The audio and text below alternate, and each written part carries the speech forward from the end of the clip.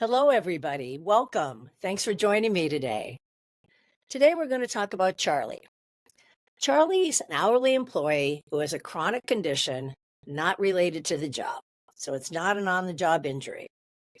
He's provided a medical note indicating that he needs to be accommodated with 20-hour work schedule and a 10-pound lifting restriction. He provides this restriction documentation to his HR provider.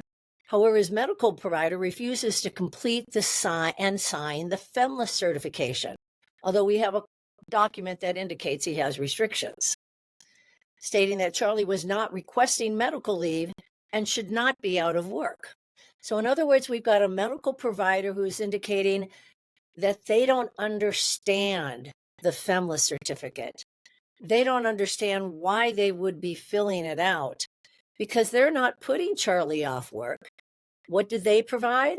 They provided a reduced work schedule and a 10-pound lifting restriction. Now, everybody, FMLA is leave and ADA is work. So let's remember that as we go through the rest of the scenario. What might be the reason the physician refused to complete the certificate?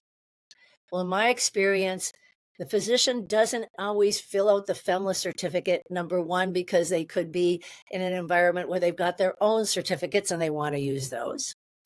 Or they could say, this is something I don't understand. I'm simply just providing you information about what's preventing you from working. I'm not indicating you need to be off work. And they don't understand the details of the certificate. So we always start by assuming that the physician was not aware of the need or an understanding of what the certificate was for. But then what would our job be at that point? Our job would be at that point to very clearly be an advocate for your employee and explain to them in detail what the FMLA certification is, how it's used, and what they would be requesting their doctor provide information on. Because the FMLA certification could provide a place for providing restrictions. But remember, as soon as you are given any information that says an employee is capable of working with restrictions, this is an ADA conversation, not a FMLA conversation. Because first, we need to go through the full process of the undue hardship and good faith interactive meeting to determine if we can accommodate this gentleman at work first. And it's only after we've gone through the full good faith interactive process and tried and documented that we did and confirmed that no, it was an undue hardship to in fact provide this employee a 20-hour work week, which would be a reduced work schedule from a full-time job. And we don't typically accommodate reduced work schedules under the American with Disabilities Act because the American with Disabilities Act is a work regulation. Now, if we had a very short time period that we were requesting a reduced work schedule, maybe for medication modification or learning how to use a different piece of equipment as an accommodation, there could be many reasons for a short-term reduced work schedule or short-term modified environment. But in general, the ADA is designed to provide accommodations that will allow the employee to perform all the essential functions of the job. And therefore, if they were working a reduced work schedule on a regular basis, who would be performing the job functions they're not performing when they're not working? That's why we don't look at reduced work schedules as accommodations for long-term solutions to medical challenges. So we've gone through the process and we've identified that in fact it's an undue hardship to provide a reduced work schedule and a 10-pound lifting restriction for months or weeks at a time. Now we're back to, of course, we need the FMLA certification. So now we're looking at the FMLA certification because they meet that 1,250 hours and they work for a company for at least 12 months cumulatively. But now we're back to the same question. The doctor won't fill it out. Now let's ask this question.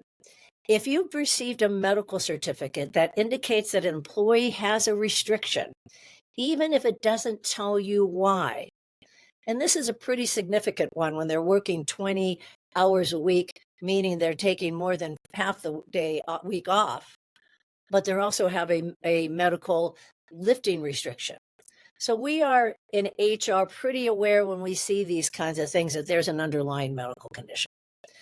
In some states, specifically California, you can't query about what that underlying medical condition would be. So that certificate by itself should more than meet your need to fill out a FMLA certificate or a FMLA CFR certificate confirming the need for a serious health condition and protection under FMLA. But if you are going to ask for the underlying medical condition and you are concerned that you do not have enough information from the medical certificate that you already have, the one that says they have restrictions and a reduced work schedule, that could be enough. And this is what I always recommend everybody. If you've got a medical document that allows you to take a FMLA certificate and fill it out, what else would you need?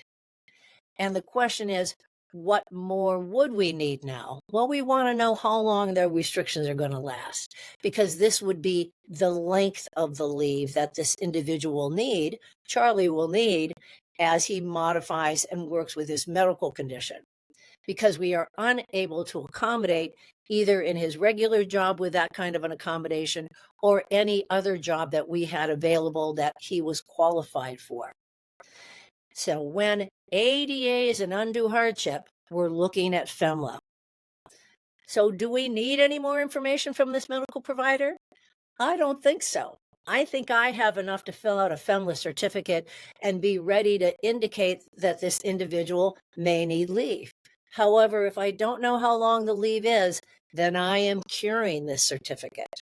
And if I am concerned about the way the information is being presented and it seems contradictory in some way, then I would also potentially cure the medical certificate.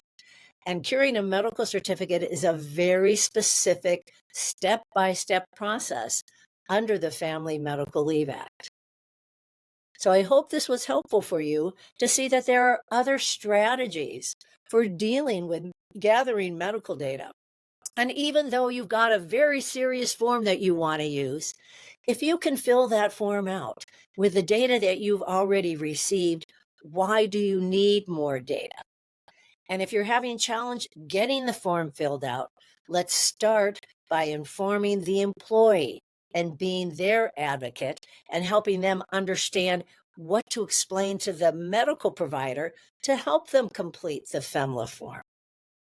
And if all else fails and you're getting not enough information and the employee will not cure the medical certificate with their regular medical provider using the FMLA strategy, then we're looking at a second or third opinion. So join us in October for our deep dive ultimate guide to medical leave and accommodation management. The second day is all ADA accommodation blueprint.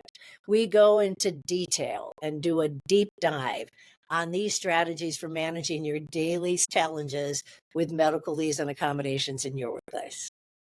Thanks everybody for joining us. Have a great day.